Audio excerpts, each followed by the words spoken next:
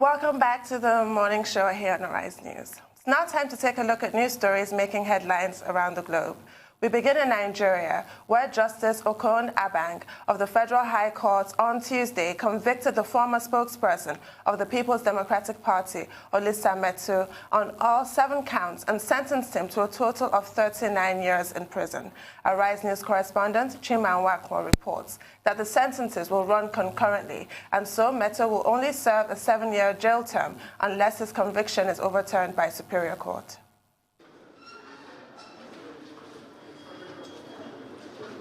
Justice Okon Abang meticulously goes through the 7-count charge against Olisa Metu and convicts him on all counts. Counsel to Olisa Metu, Tochukwu Onwobufo, says that his client received 400 million naira from the office of the former National Security Advisor for what he calls the prosecution of a national assignment.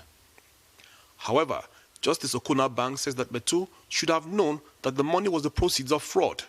Besides, he says the money was used to fund the People's Democratic Party's campaign and not security. We filed charges against the defendants on a secondary offense of money laundering. The perpetrator or the alleged perpetrator of the offense, the primary offense of corruption and breach of trust, is the occupant of the office of the National Security Advisor as at 2014. So there's nothing wrong in what has happened. It is the offense, the law that created the offense that criminalized money laundering. It is not our making, it is the law. Counsel to Olisa Metu also argues that all his client did was receive the sum of 400 million naira and that the money came from the office of the National Security Advisor. In his ruling, Justice Abang said that since Metu knew he had no contractual relationship with the NSA, that he ought to have alerted the Economic and Financial Crimes Commission and made attempts to return the money. The defense counsel seemed dissatisfied with the ruling. The judge confessed that issue like this is novel. In other words, he was carrying on an experiment. For me, this is a good example of a bad judgment. We have our appeal in our hands. I still have confidence in the law courts, and we are heading upstairs to the 3 wise men. We thought that our defenses shall be put through during the judgment. But incidentally, the consideration was vested in the evidence of the prosecution. The judge relied mainly on the evidence of prosecution to convict the accused, without reference to the evidence of the accused person. And we think that on that basis, the judgment is unacceptable to us. Justice Abang also ordered that Olisa Metu refund the sum of 400 million naira, while his company, Delta Investments, will be wound up and all its assets forfeited to the Nigerian government. Chima Nwakwo, Arise News.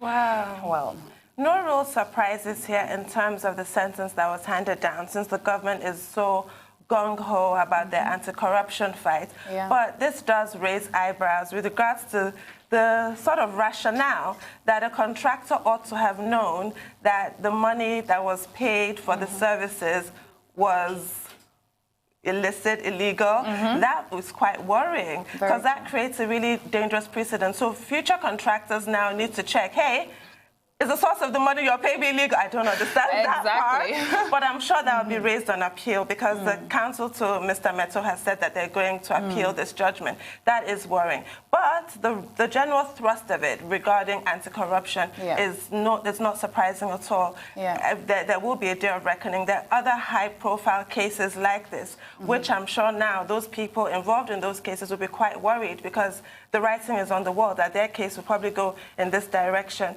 A 39-year sentence was handed down, well, thankfully to be served concurrently and not consecutively, and he has to refund the 400 million naira, which is the source of the suit in the first case. His company is refunding 25 million, and the rest from him directly. Absolutely. I mean, you know, it's interesting because looking at the responses that the public has had to this recent arrest, a lot of people also think, why is he not serving 39 years and 7 years? But hey, I mean, people are going to have their different opinions on this case. I mean, this is right in line with this government's or this administration's efforts or anti-corruption efforts that we've been seeing. And I mean, this was quite expected. What's also interesting, though, is that last year, Justice Okon Abang, that took this case, had spoken up about efforts from his counsel to actually frustrate this case. Yeah. And it's been such a long case. It's dragged for quite a while. 4 years. Yeah, exactly. So, I mean, it was bound to come to something.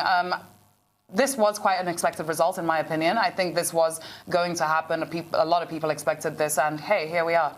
And the others, it remains to be seen, because we mustn't forget that this case is one of the offsprings of Dasuki Gate, as it's called, because that money was supposedly from that. You'll recall that it was $2 billion was dispersed, yes, to fight Islamic insurgency in Nigeria. And the allegation is that that money was then diverted to fund the re-election of former President Goodluck Jonathan. And this is just one of the cases ensuing from that. There will be others. We can see a lot unfolding. It's not good news for the rest of them.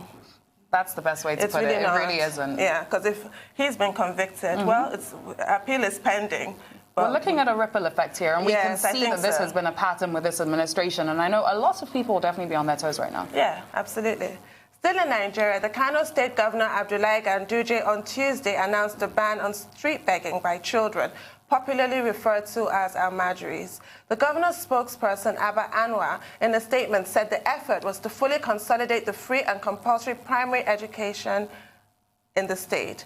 Mr. Anwar said the decision was meant to integrate the almajiri system into the policy and address the lingering problem of street begging. He also warned that henceforth, almajiri teachers must accept the new approach put in place by the state government. The government announced the decision during the launch of Basic Education Service Delivery for All, BESTA, and distribution of offer of appointment to 7,500 volunteer teachers held at the Sani Abacha Stadium. At the event, 7,500 newly recruited teacher volunteers under the BESTA program were given letters of appointment.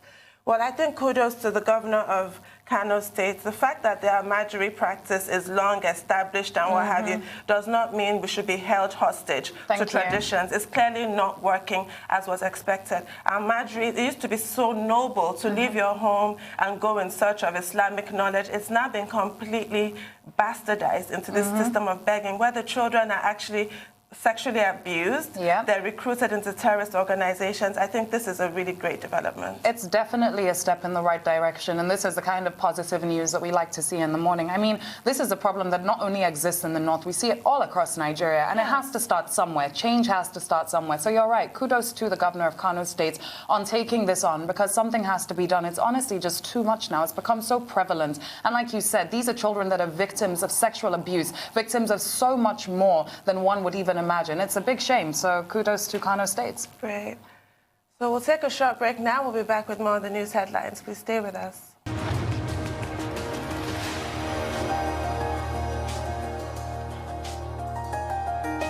Welcome back to the morning show here on Arise News. We continue with the news headlines. Now, China has reported 52 new coronavirus deaths, the lowest figure in more than 3 weeks, bringing the death toll to 2,715.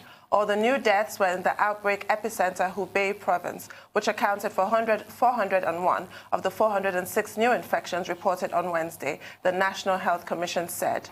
The number of fresh cases has declined in China, with multiple provinces reporting 0 new infections in recent days. Only 5 cases were reported outside the epicenter, the lowest in over a month.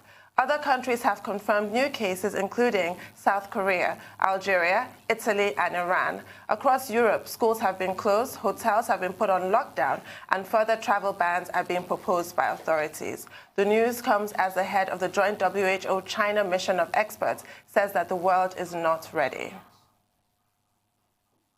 When we look at how dangerous this disease is as well, I think we have to be careful looking at the China data, because China know how to keep people alive from COVID. They're super committed to it, and they're making a massive investment in it as well.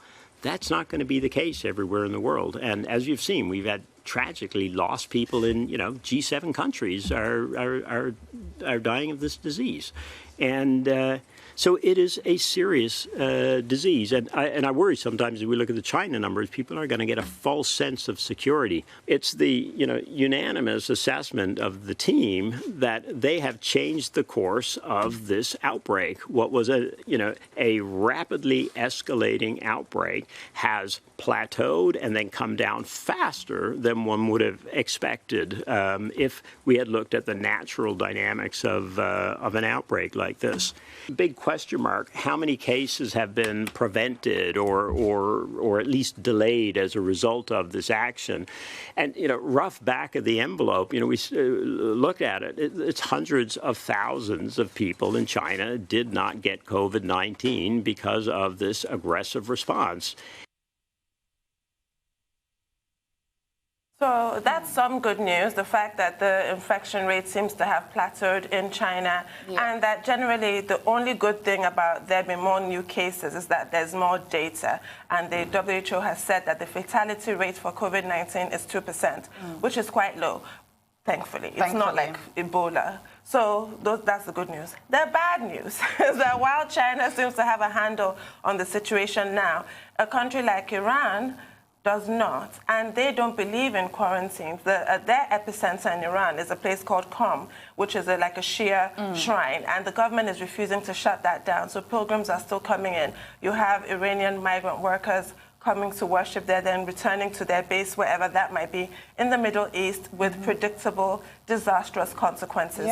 The virus will spread. So things like that are worrying. How do you as a government have a policy that quarantines are not necessary, that they're old-fashioned or what have you? That is really very worrying. And you also have what's happened in Italy with that spreading, and an Italian tourist going to Spain and the whole hotel having to be shut down in Tenerife. I really worry. And for Nigeria, we don't have any reported cases now, but what happened in Iran was that apparently COVID-19 showed up there 3 weeks ago, and we're just hearing about it now. So it does make you wonder if we have any ticking time bombs that are already in Nigeria. And you have advice, like in the UK, being given to people who start to exhibit symptoms that they must not go to their doctors under any set of circumstances. They should not go to a hospital.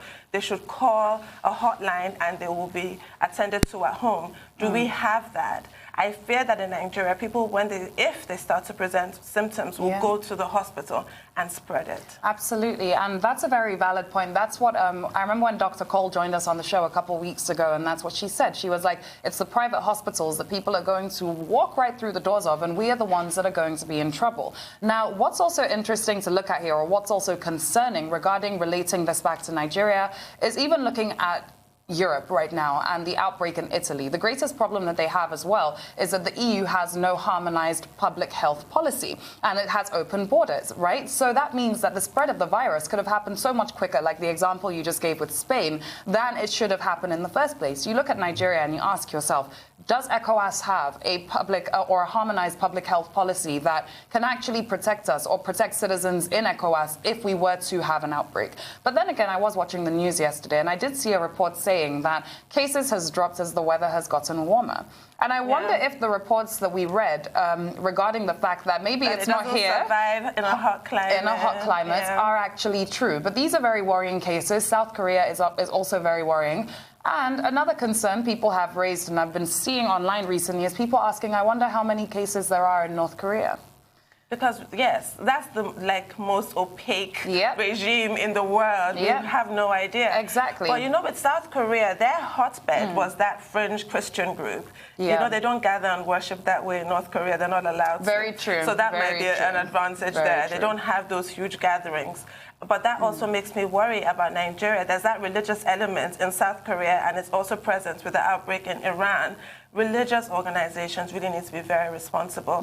Do not dismiss the science, and do not mislead your followers or your faithful. Thank you. Because another scare or another fear that has been put out there is there were reports also saying that 50% of people who are positive for the virus are probably going to be able to make it past the average screening test that airports have put up around the world. So that makes you wonder, what the effects will really be, you know, and it makes you wonder if we are going to wake up one day and see that we do have potential cases. So people need to stay vigilant and aware. I mean, it's very easy for us to forget about coronavirus as time goes on, but we have to remember that it's still a huge threat to us here. It is.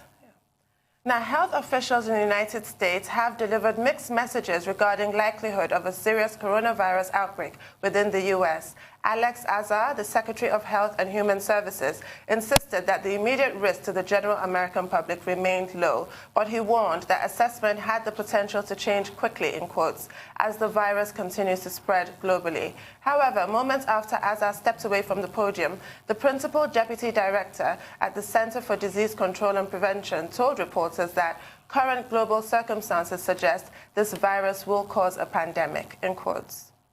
The immediate risk to the general American public remains low. But as we have warned, that has the potential to change quickly. There is now community transmission in a number of countries, including outside of Asia. That's deeply concerning, and community spread in other countries will make successful containment at our borders harder and harder. We will maintain for as long as practical a dual approach where we continue these measures of aggressive containment to this disease, but also employ strategies to minimize the impact on our communities. However, current global circumstances suggest it's likely that this virus will cause a pandemic. In that case, risk assessment would be different, and new strategies tailored to local circumstances would need to be implemented to blunt the impact of the disease and further slow the spread of the virus. Now, it's not so much a question of if this will happen anymore, but rather more a question of exactly when this will happen and how many people in this country will become infected and how many of those will develop severe or more complicated disease. That is ominous. Yeah. It's not a question of if, it's a when it's going to be a global pandemic. Scary. Yes, in the U.S. they've started talking about classrooms, children should stay at home and they'll use internet-based teaching, no elective surgeries where it can be avoided. They don't want people coming into hospital. You'll use Skype to talk to your doctor. Industrial revolution. Yes, you use Skype and describe your symptoms. If you need surgery, try and postpone it. It's obviously businesses. Everybody should work from home. All those are already being considered and implemented in parts of America because they're fully, trying to prepare for this pandemic. And it's actually really scary because a couple days ago, the executive director of the WHO was speaking, and he said it's not yet a pandemic. And to become a pandemic, it has to have the potential to fuse transmissions all across the world. So you ask yourself then, does this really have potential to fuse transmissions all around the world? And if it does, that's really scary because if it's a matter of when, exactly, that's what the scary part is. So this is a big worry. And I was also going to add to that as well. Italy's main problem, and I forgot about this, was the fact that they also couldn't trace their patient zero. Yes. And that's the most basic thing in public health policy, being able to have contact tracing that works. So they couldn't find their patient zero. What if we are in a situation like that here, God forbid, and we can't find our patient zero? Yes, this is what I'm wondering. We might have that situation here already. I mean, with Ebola, our patient zero, it was so dramatic, it could not be missed. But this is a sort of more insidious situation where the person might have come into Nigeria and being asymptomatic, we have no way of knowing. Exactly. It's actually very worrying. Extremely worrying. Like that story of the young girl who infected her entire family and never showed a single symptom. So that's even beyond the 14 days that one can be quarantined. That means you can have the novel coronavirus and you're not going to know. People around you are not going to know. And hey, I mean, that's the scariest part about this. And even this quarantine, look at what happened on the Diamond Princess. It's so tragic. They killed people because of that botched quarantine. Absolutely. And now you have that hotel in Tenerife, and I'm like, everybody in that hotel is going to be so panicked because we've seen how much of a disaster a poorly handled quarantine can be. Exactly. I mean, that literally infected so many people on the ship for absolutely no reason whatsoever. And it's really scary to look at because it shows you that no one knows how to go about handling this virus yet because it's a new virus. No one really knows. And that's why there are different responses and different reactions. That's why we had in the Wuhan province, we had the Chinese officials being sacked, in quotes, etc. That's why, because nobody really knows what to do here. And we're looking at a whole year before a vaccine is developed. A lot of damage can be done in a year. Absolutely. Well, to the next story. The remaining parties to the faltering Iran nuclear deal will meet in Vienna today in their first gathering after Britain, France and Germany launched a dispute process over Tehran's successive pullbacks. The meeting comes as the parties try to find a way to save the landmark 2015 agreement, which has been crumbling since the US withdrew from it in 2018 and reimposed crippling sanctions on Iran. The Europeans hope to persuade Tehran to come back in line with the deal, curbing Iran's nuclear program after Tehran made a series of steps away in protest at the US pullout. As well, it's kind of optimistic to hope that this can be salvaged. Anything to really keep Iran under control would really help. I still don't understand why America pulled out, apart from the fact that anything with Obama on it, Trump wants nothing to do with it. But they could have gone back to the table and renegotiated rather than pull out in that fashion. Absolutely, because that wasn't also detrimental to their relationship with Iran, that of course is rocky and edgy. It was also detrimental to their relationship with the rest of the P5. Yes. But let's go on a quick commercial break on that note. And when we're back, Rota Sodiri, business analyst, will be here with the latest headlines. Stay with us.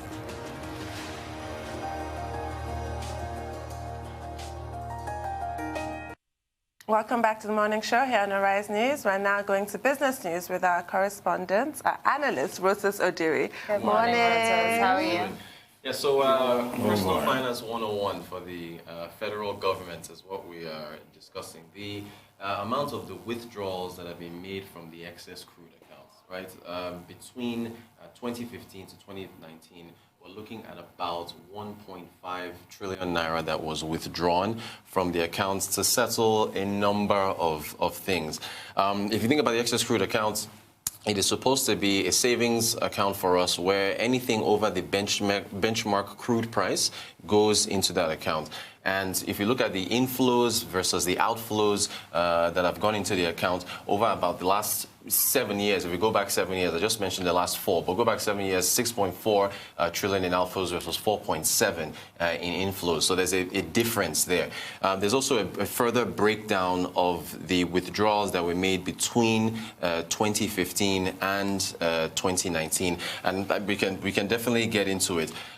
In 2015, we're looking at a 458 billion naira withdrawal that was made. For part of it, 359 billion of that went towards petroleum subsidy, which has been an issue that we continue to discuss in the country with regards to the amount of spending that has been gone into the petroleum subsidy. And then was revenue augmentation. If there's a shortfall in the states from the Federal Accounts Allocation Committee, the FAC, whenever that's sent, if there's still a revenue that is a shortfall, they've actually been withdrawing funds from the excess crude account to cover up for that. So 2015 was seeing a large portion of that going of the 458 billion, 359 of that going to the petroleum subsidy, and then 98 billion going to revenue augmentation. 2016, a further 85 billion, that again, revenue augmentation for the three tiers of government. 2017, 76 billion taken out, heading towards the NSIA, the Nigerian Sovereign Investment Authority. Then 2018, 875 billion taken out. A portion of that in dollars, $1.76 billion went to the Paris Club refund to the states. Remember, there was that whole back and forth about how the states were asking for that money because they desperately needed to pay salaries and other things, pensions as well.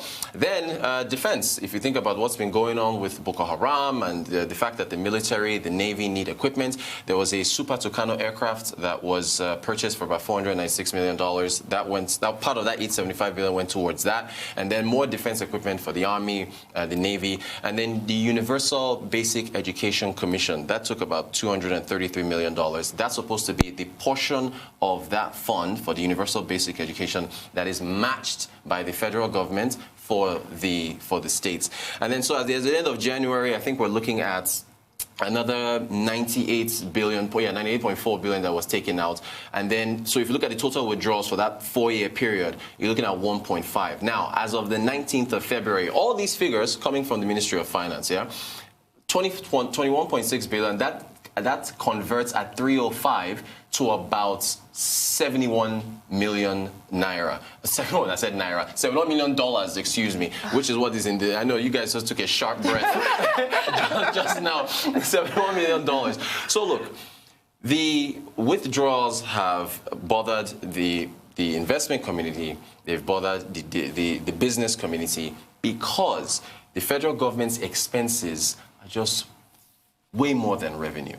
And again, personal finance 101, if your expenses are far outweighing your revenue, you've got to make cuts. But we're not making the cuts.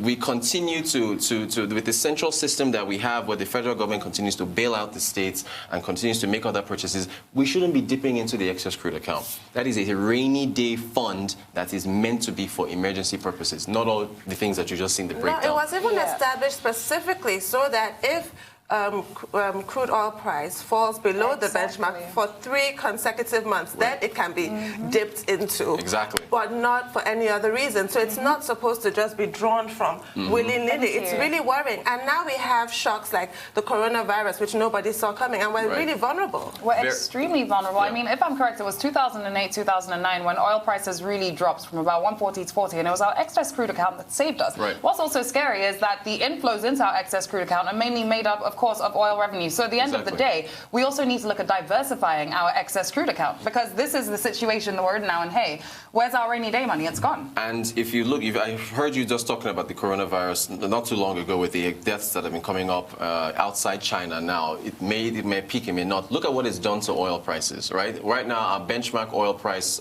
for the 2020 budget is at $57 per barrel. We've dropped, it's been volatile. It's dropped below that, about 55, 54. Then maybe when we think that the virus is maybe peaking or they've less results of fatalities coming out, oil prices then climb again. It's too risky with where we are to keep depending on this. But what can we do? I mean, it's easy to come up with these, we keep complaining about these things, but as far as what we can do, we haven't seen the steps that are supposed to have been taken to diversify. Where are we with renewable energy, right? What are we doing? Look at South Africa. Mr. President Ramaphosa is facing issues right now with Eskom, right? Eskom is a coal-driven energy company, state-driven. They have been having issues with shortfalls. So his State of the Union address, he went to South Africans and he told them, we're going to move into renewable energy. We're going to diversify away from coal because we need to find, other alternatives to produce energy and also revenue.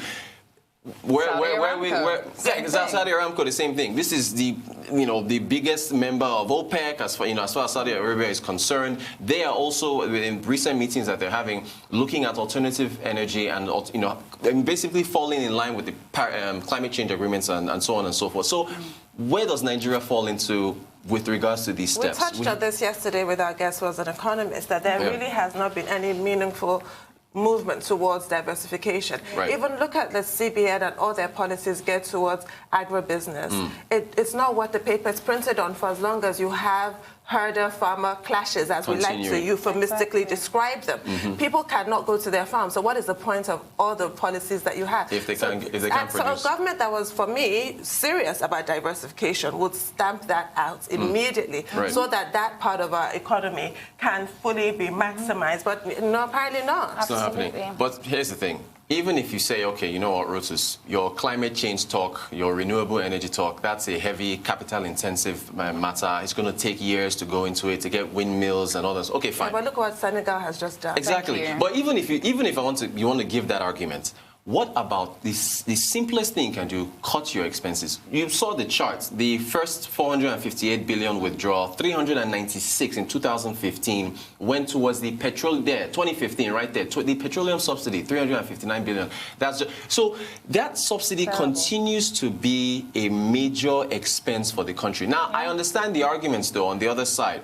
We're paying 145 naira per litre right now, and for me, it costs me, I think, about 7,600 naira to fill up my car. Now, if you remove the subsidy and you increase the amount of fuel, it's going to double my cost, right, for how much I have to pay to fill up my car. But it's short-term pain for longer-term gain when you think about what the government can save and then now be able to divert these funds elsewhere. So, it's something that just we have to continue to watch, but it's very alarming when you look at the withdrawals on the no individual, much less a government, can handle their finances in this way. Honestly, it's not possible. I mean, this really is personal finance 101. We've been warned by so many institutions, and I'm not even one to refer to these institutions, even the World Bank. Be careful. Your economic shocks, the country can't take it. And look at the way we're spending. It's becoming absurd. It's really, the figures just don't add up. They don't. But anyway, besides that, there was something else I noticed. Namibia made history. In fact, we talked about it on the Global Business Report, which your viewers can tune in at 11 a.m. We talked about Namibia making history as the first African country to export meat to the United States. And this agreement that they made took about 18 years in the making, right? But Namibia is a small country, about 2.5 million people, but they were the first African country to make meat exports to the United States, first African country to make meat exports to China last year, and they have an agreement with Botswana where they make meat exports to the European Union.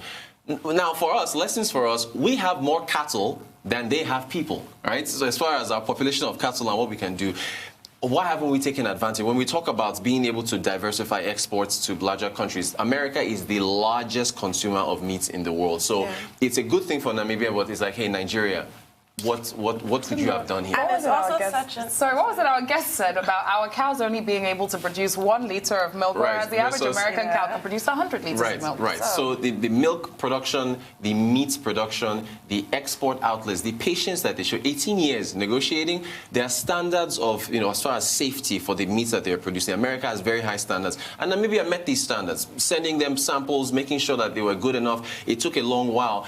The point here is that for us, our size, number of cattle we have, we should have been there. And it's so obvious because even people who live in America will tell you that a lot of their beef is filled with hormones and it leads to cancer, obesity, all kinds of issues. Right. One of the few things that they will tell you, people in the diaspora, that they miss like Nigerian meat. They like it because it's organic. So that is a huge selling point that we have and we could exploit. Like what Namibia has done. Exactly. Grass-fed, organic cattle. And so you look at things like that. The lesson here is this.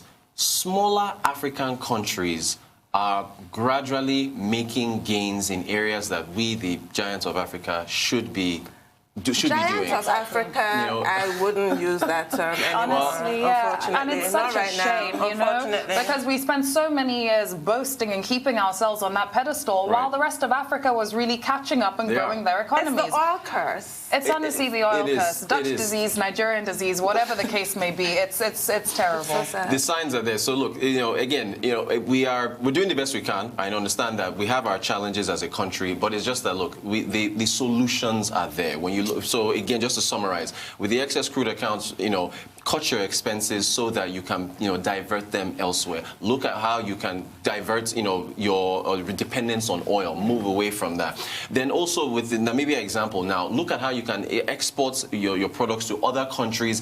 You should not be allowing smaller African countries beating you to these kind of deals, right? So, it's and with the coronavirus, what it's doing to oil prices, we continue to, you guys are every morning you're on the button with that. We continue to see that our main revenue earner is under threats because of the virus. It's a black swan event. A black swan is an unforeseen event. So you want to make sure that you are well diversified and prepared for black swan events, the unknowns, so that you are not going to be put into a bad situation. Because with the way with what coronavirus is doing to oil prices, we really don't know if it could fall further to $52 per barrel and put us in a really sticky situation. And even in the long term, NNPC has said that our oil revenues will drop in 49 years. Right. There was that. We cannot continue like this. So we honestly can't. And we can't spend as much time also, we spend so much time talking on the actual diversification. Where is it? But, Rotas, thank you. Thank you so much. Thank you so much, Rotas. It's time now for a short break. When we are back, we'll be joined by sports analyst Aaron Akirijola. Stay with us.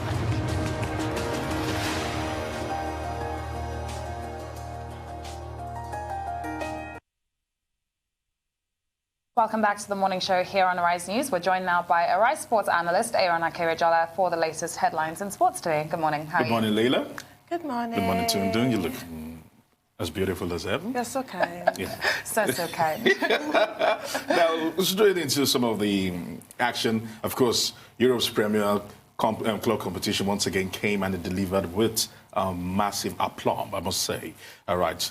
Bayern Munich coming to London to take on Chelsea was one of the top of the picks of yesterday's game. And boy, like I said, it was going to be a mauling. It's going to be a battering. You did predict it. Chelsea were being schooled. It was boys versus men on the day. No, come on. Literally, that's the gulf in class between Chelsea and Bayern Munich at the moment. Frank Lampard, this is his first knockout stage game. He's never coached at this level before. This is where coaches actually earn their budget. This is where coaches actually earn their stripes. But it's funny, he actually agrees with you. He did say that everything would have had to have worked out perfectly for them to stand a chance. And it didn't even work out perfectly.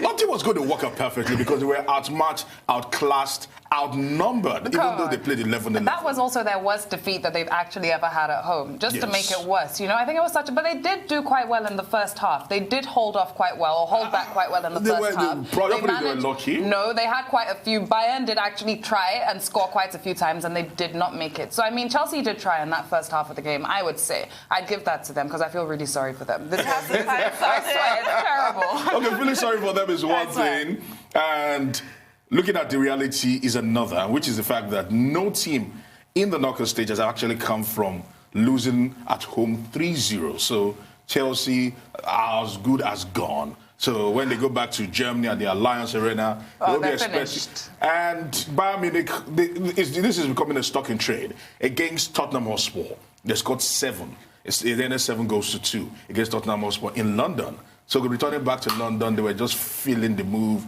And that man, Serge Gnabry, the German, once again, he knows how to cook the soup. He was just stirring the soup as he did yesterday, got the praise for himself, and just completely damned Chelsea on the day. Let me ask you something. Does this suggest something, though, about like the standards of the British Football League? Does this suggest that maybe the standards we see in the Prem can't really take on the champs? Or, because, I mean... if it was against probably Manchester City, it would be quite different. Okay, apart from Man City and Liverpool. No, that's where it starts. That's where it starts. That's where it ends. Yeah. Those are the clear favorite teams to actually go into ties like that and actually come out with a result. As a matter of fact, since you mentioned Manchester City, let's tell you that later on today, Manchester City do have a Herculean game to play against Real Madrid. So that's something. And Raheem Sterling and Pep Guardiola is feeling all fly because Raheem Sterling is returning back from injury. They say he's fit to play. Brilliant. And the English international, who is just 25 years old, might just be making the difference today. But it is Real Madrid we're talking about here. Although I must put it in this, some people might not want to agree, but this is where the man himself, Zinedine Zidane, the coach of Real Madrid, needs to show that without Cristiano Ronaldo, he can actually flourish. And he is the coach he is because he has a lot of tactical ilk, not because he have one of the best players in the world. So today's game is riding on a lot. Sure. Can Manchester City themselves, who are actually facing imminent ban, they've actually appealed the ban. This is almost their last hurrah. If they don't win it, then that's it. That's it. They're just going to ride down the sunset literally for another 2 years, and that might just destroy the team, or that might just dismantle the team. So it's going to be a lot today, and it's one of 2 games. So let's see what happens. I'll be very sincere. I'm a Manchester City fan. Oh yeah, so, yeah. That's true. So. As expected, and I still think, despite being a Manchester City fan, I still think that Manchester City do have the goods to hurt Real Madrid, because Real Madrid are kind of low on confidence coming from the loss they suffered in the Spanish Premier Division over the weekend to Levante. So I think Real are going to win 3-2. We'll see tomorrow. Okay, but before I go quickly, I must actually put this one into context. Deontay Wilder has spoken. He's broken his silence for the first time after 3 days after he lost scandalously in what was an embarrassment to the heavyweight title, or to the heavyweight fight, to Tyson Fury. He has spoken and he has given. I love Deontay Wilder to bits and pieces, but he has given one of the lamest excuses he can give in boxing history, that his costume, the ridiculous costume he wore, the costume was ugly, I must actually say. It was horrendous. And he claimed that it weighed 40 pounds and that weighed heavy on him. And talks were that he actually tested the costume a night before before going into the ring with that costume. They say it took him almost 15 minutes to put on the costume. I've got to add a little bit that he said that he wore the costume to pay homage to Black History Oh, Month. So he's people really always say going that. for the emotional, trying to wear the heart Every single string. Yes. Wow. But I think, He shouldn't have bothered with that statement. and to even make it worse, he's firing his trainer for throwing in the towel. As a matter of fact, and people are saying that's ridiculous. He said that he's a fighter and he wanted to die on his shield, and he wanted to take it off on his shield. And I'm like, When Tyson Fury was literally licking his blood. I know, right? Come on, that was so nasty. and the trainer is there to protect him. The Yeah, trainer is that's there his to job. look after his well-being. We've seen horrendous injuries from boxing. For him to come out and say that the trainer did wrong by stopping the fight, that the trainer would have let him die in the ring. And I'm looking at Not this. everybody can handle humiliation, True. that kind of global humiliation. So he's lashing out. Yeah. But I think he's just holding on to sticks and straws at the moment. He should just go into his corner, try to recuperate. It's always difficult because we've seen things like this happen time and time again. When Muhammad Ali lost also, he too was giving quite a lot of excuses. We've always seen these things happen. Yeah. When Mike Tyson lost to Buster Douglas, he also gave some very crappy excuses. We see these things. These are trends. Why is it so prevalent in boxing? It's more prevalent to see it. It's with ego. It's Just honestly say ego. a mistake was made. Don't try and justify. But let's take a look. You have something for us to look at. Yeah. Yeah. Now, okay, speaking of, since you mentioned Barcelona, let's also say they were in action yesterday against SSC Napoli in beautiful city of Sao Paulo, right, in Naples, and it was Barcelona won, and Antoine Griezmann and that man, Dries Mertens, were the goal scorers on the day. Things have been evened up in the Champions League right now. It finished 1 apiece, and looking at this particular fixture, it only says one thing about Barcelona. They might hold the best player in the world. They might actually have in their pay books the best player in the world for now, but clearly Barcelona are a team far away from this. Lionel Messi once again was there, but he wasn't instrumental enough to make things happen for Barcelona. People have questioned the fact that Lionel Messi being in a team, especially in the UEFA Champions League, especially in the knockout phase. As a matter of fact, the statistics says that Lionel Messi scores most of his goals, 70% of the goals in the group stages. When it comes to where the business needs to be done in the knockout phases, Lionel Messi just finds a way to be a ghost player. Once again, when his team needed him the most yesterday, he was anonymous. But what is really going on with him? He's having problems with his team as well, isn't he? No, he was having problems with his with the sporting director, who spoke about the attitude of the players in the firing of the former manager, Ernesto Valverde, and Lionel Messi was furious, and he said, "Don't just throw a blanket statement. Name names."